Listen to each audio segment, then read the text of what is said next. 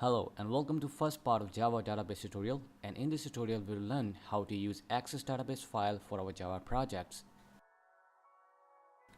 We will start from downloading and installing the Eclipse IDE. Also the video is time coded, so you can skip a part of tutorials you have already done. The links to different parts of the video are in the description below.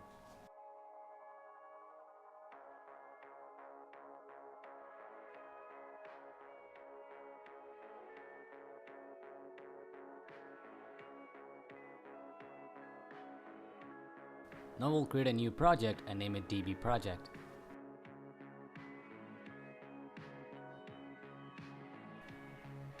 To work with JDBC, we need to import 5 jar files. Link to download these files are in the description below.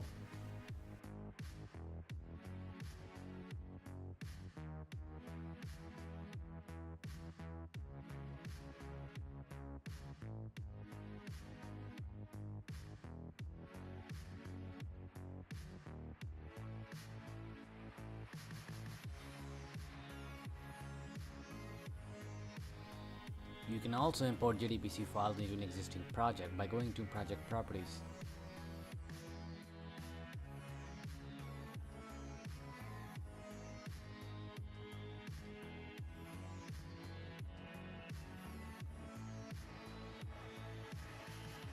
Now we're going to create a test database with a single table named users.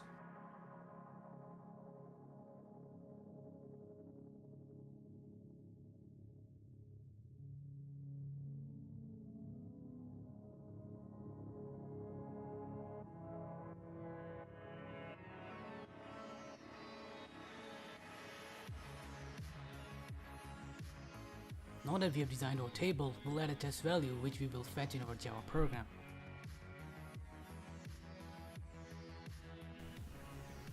So now that we are done with our database, we're going to access it in our Java program.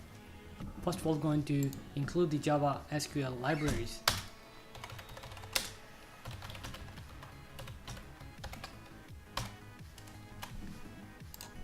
Right, so before we do anything with any type of database statement, we have to enclose it in a try-catch statement.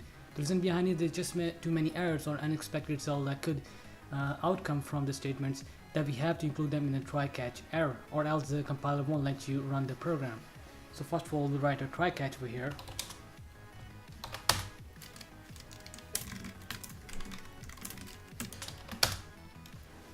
And now we'll simply just print the error in the catch statement.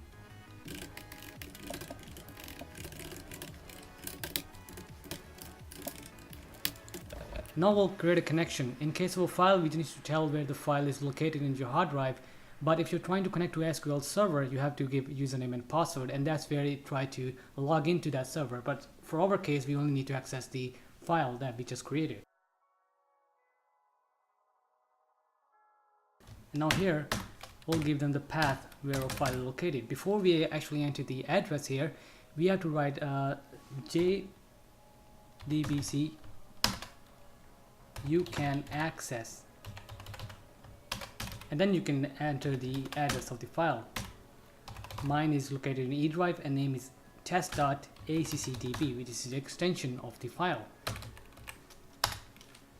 Now we need to create a statement. The statement is used to execute a SQL query.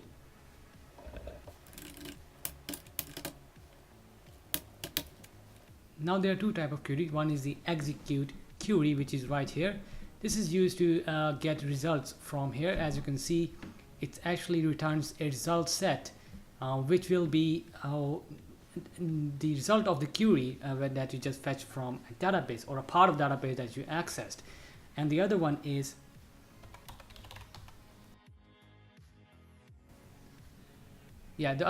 execute update, which is basically used to make some changes in database.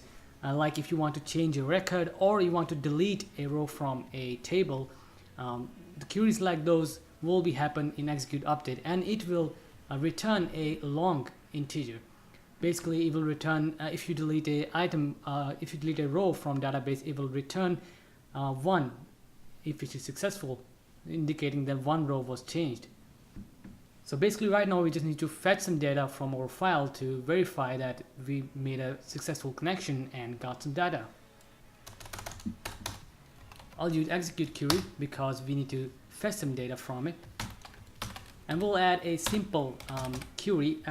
Next part of the tutorial I'll explain how to write SQL query, but right now simply what we are writing is just accessing every row in the user's table. So select static, which means everything, extract everything from, and then the name of the table, which is users, which is created a few minutes ago.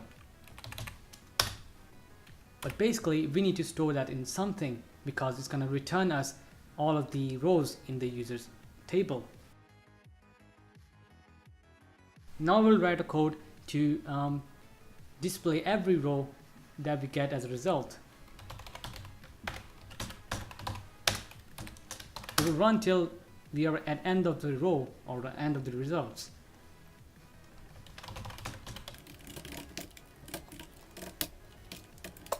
Now what this line actually means is r.getString, like getString or a value of a single cell, and this is the index which you want to get. Now we are, since in while loop it will run for the amount of rows there are in the result.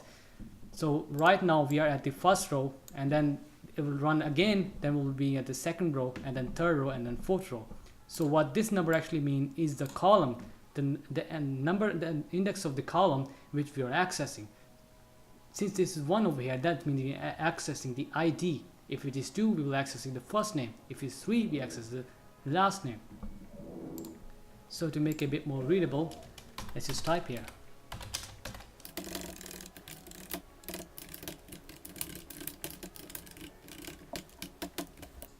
Right, so this code should now work, and we will get ID and first name that we just added in the database.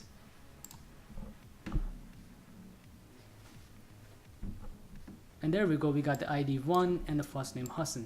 So that's the end of the part 1, and in part 2 we'll talk about how you can write an SQL query. The download links to all the relevant content is in the description below. Thanks for watching, like and subscribe, and I'll see you guys in the next video.